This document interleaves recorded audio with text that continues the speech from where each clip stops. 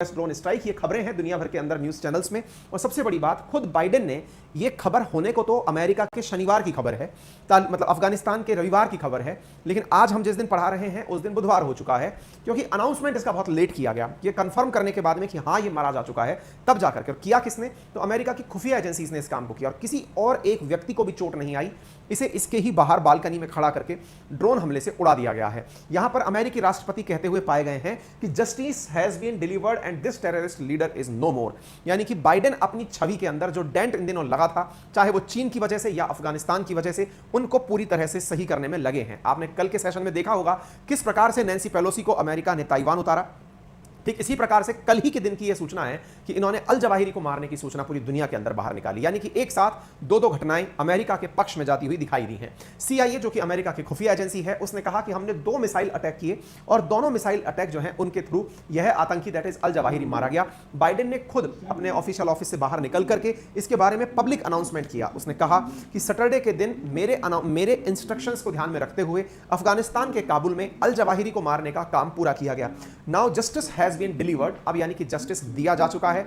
और इनका यह भी मानना था कि मैं अमेरिकियों का वो विश्वास वापस दिलाना चाहता हूं, no matter how long it takes. मतलब इस बात से हमें कोई लेना देना नहीं है कितना समय लगा, कितने लोगों को इस व्यक्ति ने अपने द्वारा मौत के घाट अमेरिकियों को उतारा। हम लोगों ने बहुत पहले इस बारे में विचार करना शुरू कर दिया था, लेकिन जैसे मौका मिला हमने उसको उसके अंजाम तक पहुंचा दिया। बाइडेन ने जो भी कहा वो पोटस यानी अमेरिकी राष्ट्रपति के ऑफिशियल वेबसाइट पर भी, मतलब ऑफिशियल ट्विटर अकाउंट पर भी, पोटस के ऊपर भी ये सारी बातें डाली गई। इन्होंने कहा कि today we made clear, no matter how long it takes, no matter where you try to hide, we will find you.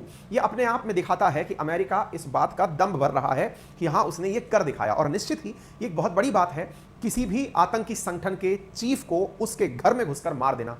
ऐसी स्थितियां भारत भी लंबे समय से डिमांड कर रहा है। हमारी सिक्योरिटी फोर्सेज, हमारे द्वारा जो खुफिया एजेंसीज हैं, अगर वो इस तरह का काम करने में कामयाब होती हैं तो आपका भी सीना जो है वो गर्व से फूल जाएगा। आपको मालूम है कि भारत के दुश्मन पाकिस्तान में छिपे हुए हैं। ऐसी स्थिति में भारतीय सिक्योरिटी फोर्सेज उन लोगों को अगर वहीं पर तबाह कर देती हैं, आप सोचकर देखिए, तो हमारे इसकी इमेज बनाने के अंदर काम आता है।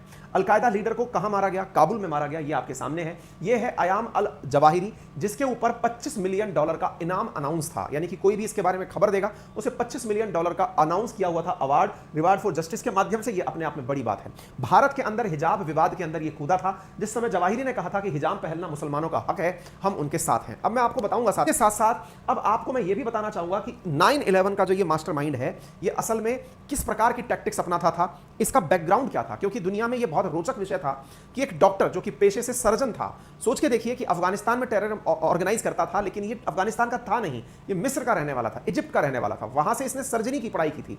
एक बहुत अच्छे परिवार से बिलोंग करता था। इसके घर वाले शिक्षा के क्षेत्र में या फिर बहुत बड़े बड़े पदों पर आसीन थे। वहां से इसने आतंक का रास्ता अपनाया और पूरे दुनिया भर के अंदर आतंक का खौफ फैलाने का इसने प्रयास किया। अमेरिका में 6 महीने तक इसकी ट्रैकिंग कर रहा था। यह कंफर्म किया गया कि यह रोजाना सुबह अपनी बालकनी में टहलने के लिए बाहर आता है।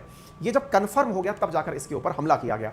सोशल मीडिया पर इस घर की फोटो दिखा करके यह कहा जा रहा है यही वो घर है जिसके मतलब टेरेस के ऊपर या फिर बालकनी के अंदर अल जवाहिरी रोजाना सुबह टहलने के लिए बाहर आया करता था।